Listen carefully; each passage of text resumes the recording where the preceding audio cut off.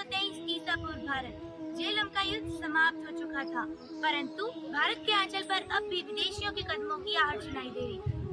अब भारत की सुरक्षा की एक ही आशा थी, मगर दूसरी तरफ अगर कोई भारत की अखंडता के लिए चिंतित थे, वह थे मगध से दूर बैठे तक्षशिला के आचार्य चाणक्य। महाराज अभी कार्य में व्यस्त हैं, तुम उनसे नहीं मिल सकते। मेरे मार्ग से बताओ सैनिक, तुम्हारा से शीघ्र ही मिलना है। महाराज विजय हो। ये कौन दुस्साहसी है जिसने हमारे रंग में भंग डाला? महाराज यह तक्षशिला का शिक्षक है। महाराज आपके रंग में भंग डालने का मुझे भी खेद है, लेकिन मैं कह सकता मेरे सामने सवाल था मगध की सुरक्षा का, भारत की अखंडता का। यह क्या ढंग है? नहीं अमन, मत रोको इसे, देखे तो सही कौन सी शिक्षा लाया है। महाराज भारत पर विदेशियों का खतरा मंडरा रहा है, यदि आप चाहें तो टल सकता है खतरा, बच सकता है भारत। बहुत ले ली तुमने मेरे धैर्य की परीक्षा। अब एक साधारण सा शिक्षक हमें बताएगा किस तरह राज करते हैं। शिक्षक साधारण नहीं होता धनानंद, प्रलय और सज्जन उसकी गोद में खेलते हैं।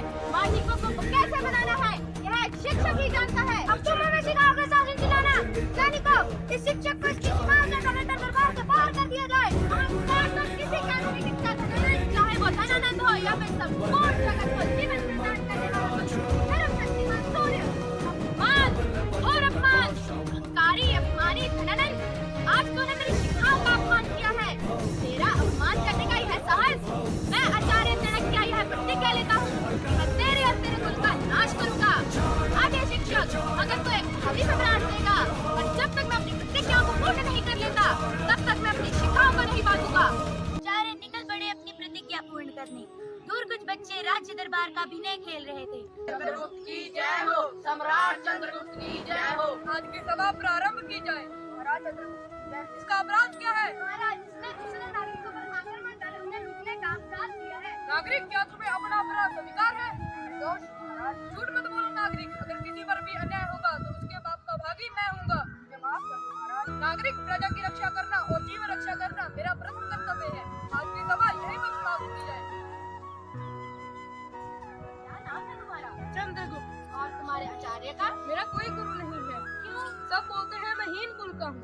चलो मेरे साथ तक्षशिला। चंद्र, चंद्र, ये कहाँ जाने की बात कर रहा है? हाँ, मैं तुझे विश्वास दिलाता हूँ कि तेरा बेटा एक महान शासक बनकर लौटेगा।